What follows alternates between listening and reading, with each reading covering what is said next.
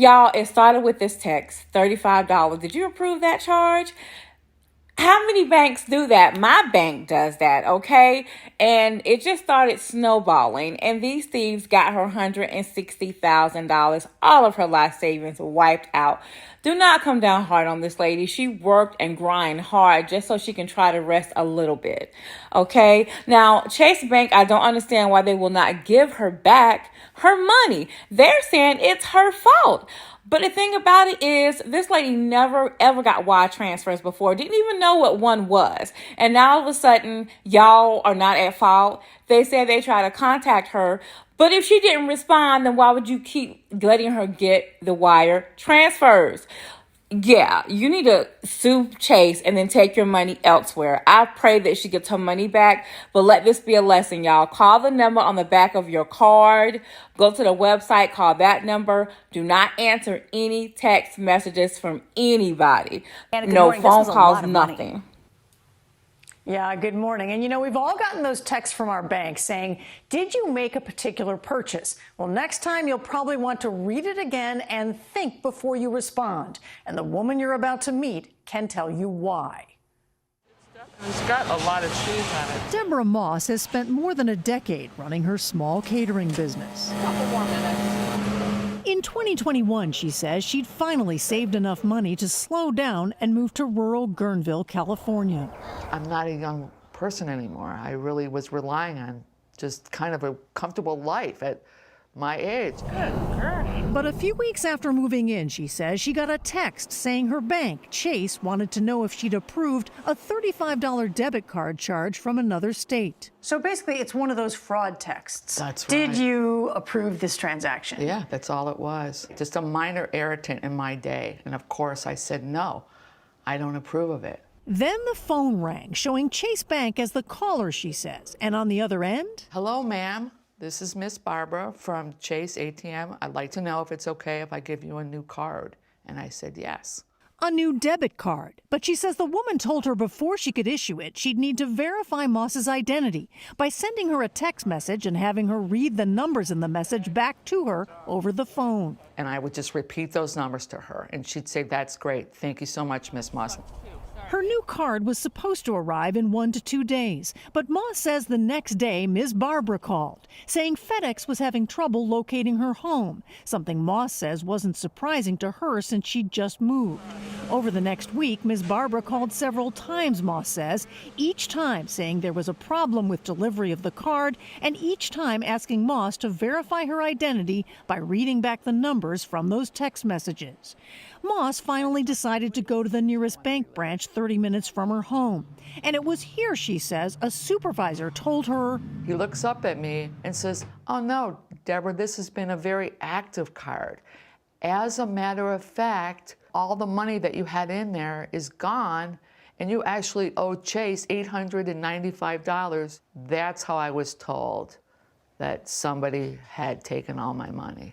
Nearly $160,000 stolen. It's a lot of money. It took me 12 years to get that money, and that was my life savings. It turns out those text messages Moss received, they were real texts sent from Chase Bank, a security measure known as two-factor authentication, used to verify, among other things, wire transfers. But in this case, the scammers tricked Moss into giving them those numbers, allowing them to evade security and wire thousands of dollars from Moss's account to their own. 6 wire transfers in amounts as high as almost $48,000 in a single week. I didn't even know what a wire transfer was. I've never done a wire transfer in my whole life. Chase told Moss to file a police report, then a claim with the bank, which she did.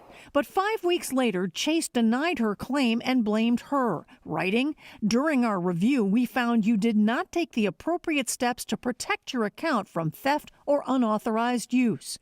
Bank officials said they would not reimburse her account. My world fell apart. My whole world fell apart. In response to our questions, J.P. Morgan Chase told us in a statement, unfortunately, when scammers tricked Ms. Moss into sharing her personal confidential information, her account was compromised. But this former federal regulator says of the bank, any way you look at it, They failed. They failed her. David Weber teaches forensic accounting at Salisbury University in Maryland and is a certified fraud examiner. Is that true? The bank could have required her to come in and sign the wire form in person. They left everything for her to be on risk. And now they're saying they bear no responsibility. What's more, he says, those two-factor text message authentication systems aren't strong enough. This is happening hundreds and thousands of times a day in the United States using the exact same methods here. The two-factor authentication is not strong enough to protect this customer. JP Morgan Chase told us each year they invest hundreds of millions of dollars in authentication, risk models, technology, and associate client education to make it harder for scammers to trick customers.